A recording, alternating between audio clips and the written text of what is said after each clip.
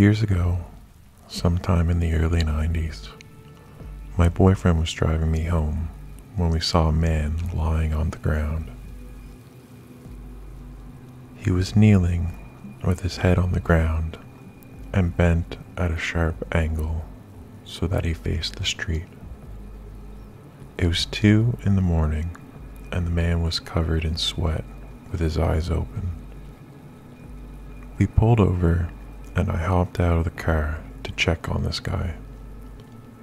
His eyes were wide open and he seemed like his face wasn't moving, but it really felt like he was pleading for help. He didn't respond at all when we called out to him. No blinking, glassy eyes. I reached out to touch him and he was ice cold.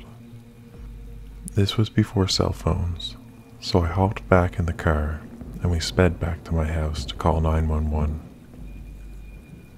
10 minutes later, the police called back to ask for the cross streets again. Apparently, they arrived at the corner and there was nothing there.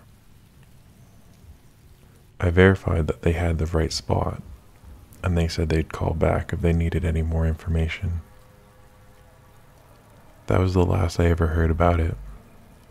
I checked the newspaper for the next few weeks, but we never found out anything else about the man.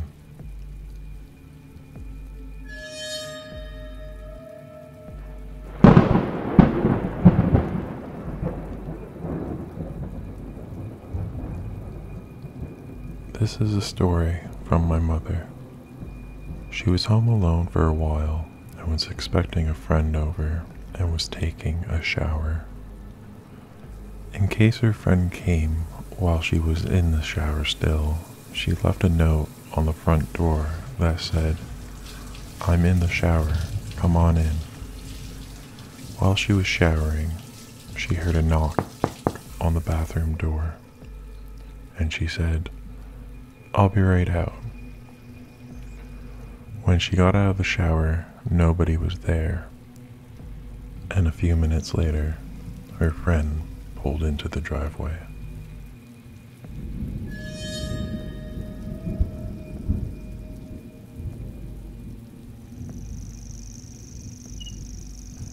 I used to work at a Boy Scout summer camp. Every week, I had to take a big group of campers to a secluded spot for their wilderness survival badge, where they had to build a shelter out of sticks, leaves, etc., and sleep in it overnight. The spot was only about half a mile from the main camp, but we took them in a circular route that made it seem really secluded. Anyway, on this one night, all the campers had made their shelters. We cooked food, and we're all just sitting around the campfire. It was getting late, maybe 11 or so I sent all the campers to their shelters for the night and started cleaning up the fire. That's when we heard in the distance what sounded like church bells. They were pretty faint, but myself and my fellow staffers could definitely hear them. They went on for about 30 minutes, ringing every 30 seconds or so. We were all a little creeped out, as there was no churches or towns within 20 miles of us. After the bells stopped, though, the singing started. It was too faint to hear the words, but it sounded like church choir music, but a lot of people, and a lot more enthusiastic. Also, it was almost midnight at this point. The singing went on for well over an hour, sometimes quieting down until we almost couldn't hear it, sometimes getting so loud we thought it was getting closer. All the campers were super creeped out, but I lied to them, telling them that there was a church service going on in a camp, and that there was nothing to be scared of. Eventually, at almost 1 a.m., the singing stopped. I found out a few days later there had been a large KKK rally only a few miles away that night, and that's what we had heard.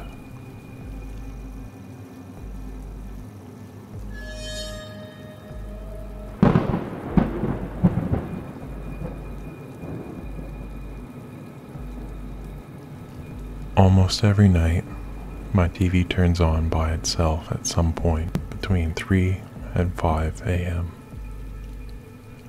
I used to think that maybe it was one of my cats who walked across the remote, but I've tried hiding the remote, putting it in places where they couldn't get to, and it still happens. Now I just turn the sound all the way down before I go to bed. The TV will still get turned on, but at least then I won't be woken up by it. I'm sure there's some reasonable explanation for it, but I rather like the idea of having a benign ghost who likes late night TV living in my tiny apartment with me.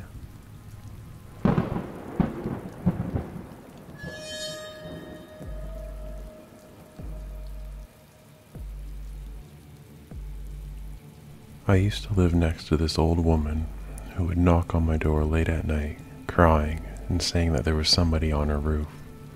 I'd always have to assure her that it was just the possums running around and that it was fine. This went on for years until her kids finally sent her to a home and new people moved in. A week or so after this, I woke up to police cars on the street outside my house. I asked the new neighbor what happened, and he told me he got out of bed and saw legs dangling out of the ceiling in the kitchen and assumed he was being robbed.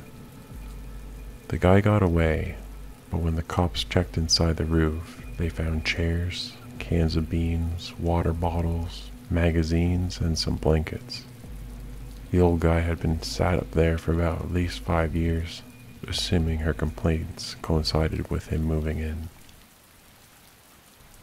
She once told me her dementia was so bad she'd sometimes have to go grocery shopping a few times a day because she'd come home and realize she forgot to buy anything. I wonder now if it was just because he was taking all her food.